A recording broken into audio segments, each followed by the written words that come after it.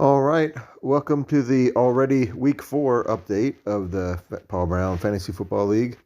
As usual, get into the season. It seems like, the newness of the new season wears off pretty quickly, and here we are already heading into week 5, and the season's starting to take shape, and it just seems like it goes faster every year. But I thought for the whip around today, since last week we did what went right with everybody's draft, we'll go ahead and do what went wrong for everybody's draft.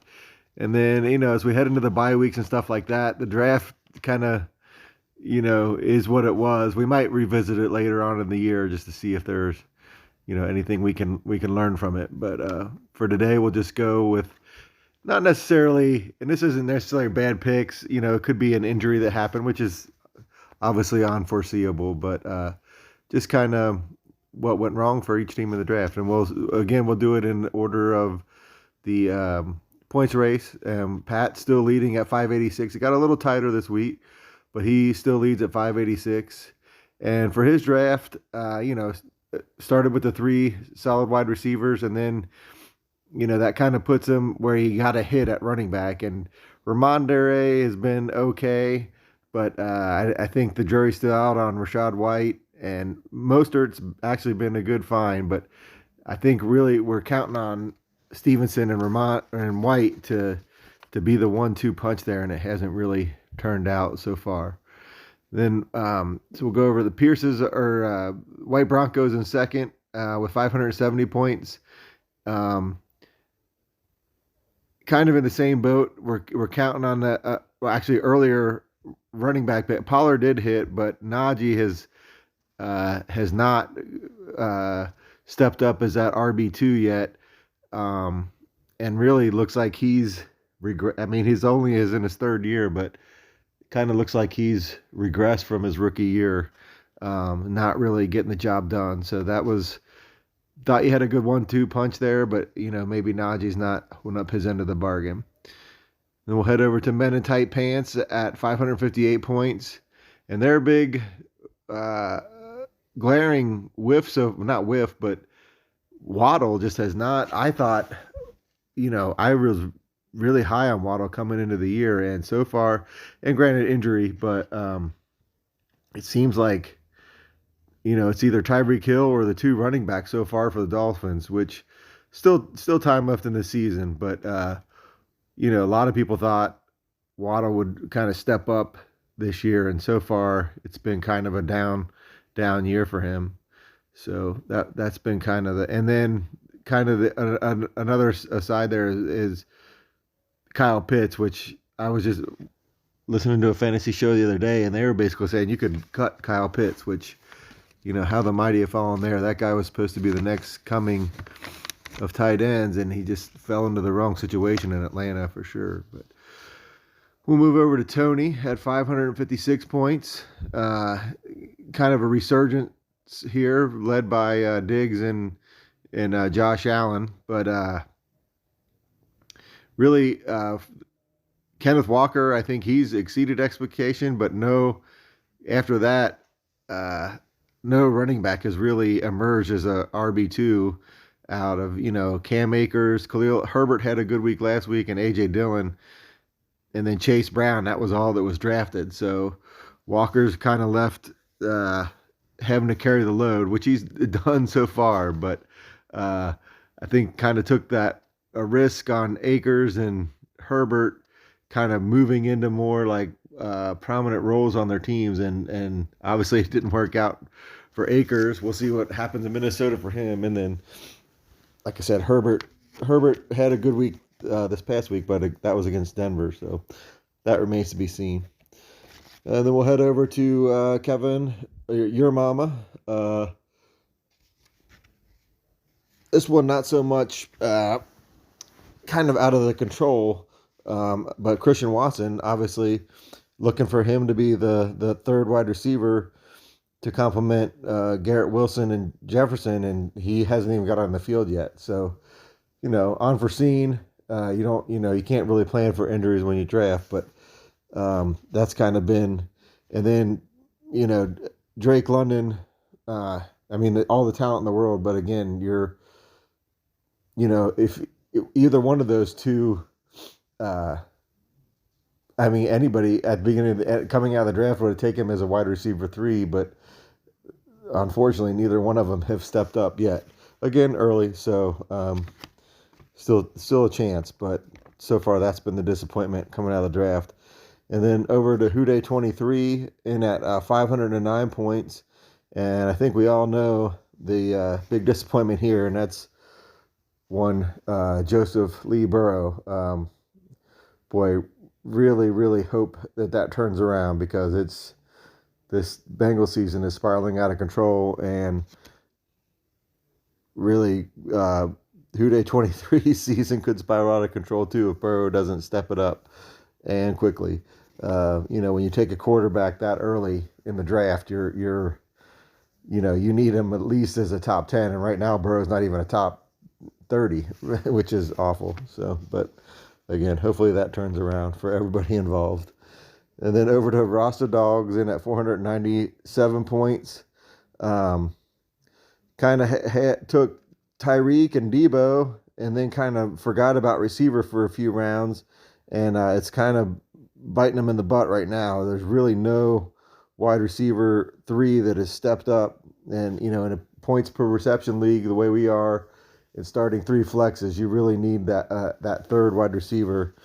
And like I said, so far, out of Pickens has been shown flashes, but nobody's really taken the reins and been that consistent wide receiver. So, kind of taking that chance at hitting that late round home run, and so far it hasn't paid off for the Rasta Dogs.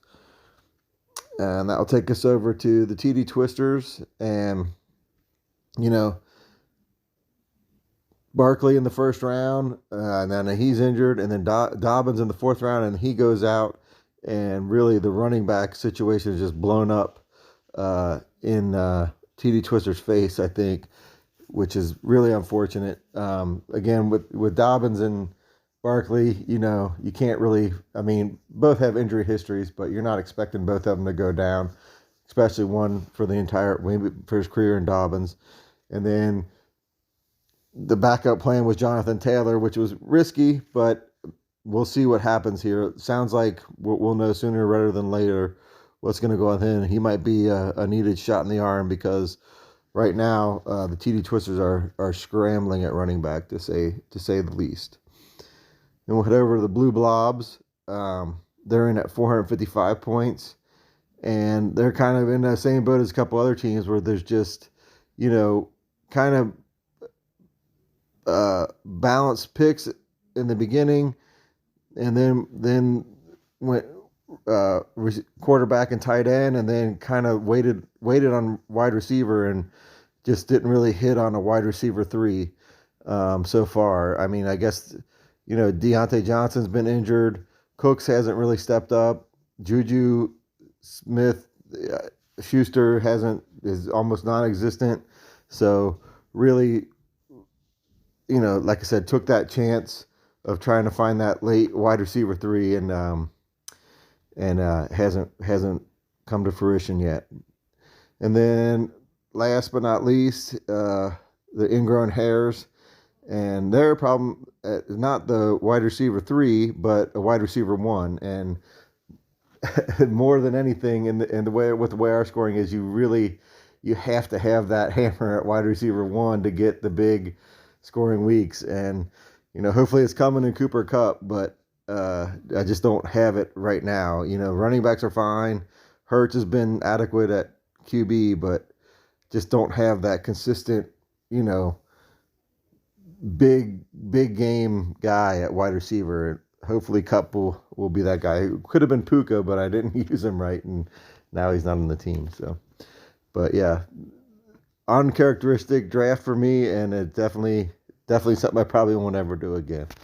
So that's kind of where I have everybody going wrong in the draft. But again, early and free agents, a lot of teams don't even look anything like they did on draft night. So, that's the nature of fantasy football, but just kind of fun to look back on it. So we'll head over to our game of the week. So as we head into the bye weeks and stuff like that, it's going to be kind of harder and harder to break down these games of the week with, not knowing, especially when I do the update before waivers run, because I have no idea who guys are going to be starting. So it's kind of hard to break down the matchup. So I'm just kind of picking matchups that are, key to the division races or playoff spots or whatnot. And so this week it's going to be White Bronco versus Fargo Ice Holes.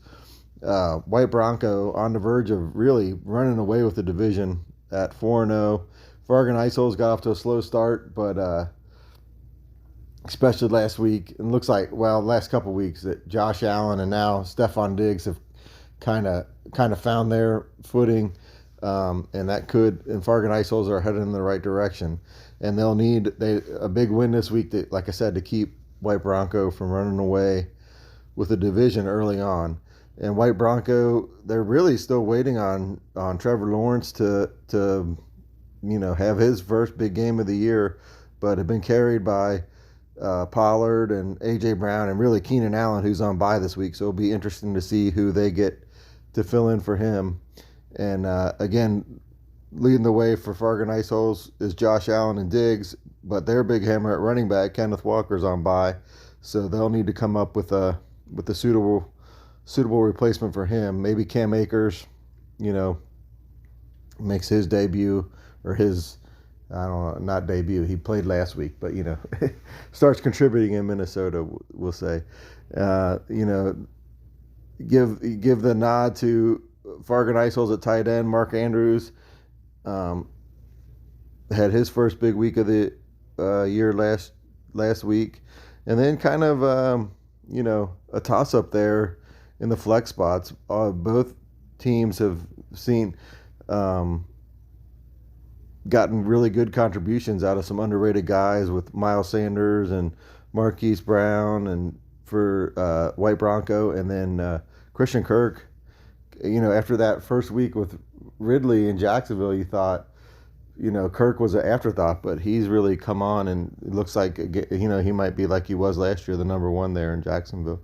And then Thielen, the ageless wonder. For PPR, I thought, he was, a lot of fantasy shows that I listened to were like kind of had written Thielen off as like over the hill, but for PPR, I think that guy could squeeze another 2 or 3 years out, and so far this year he's proven to do the same.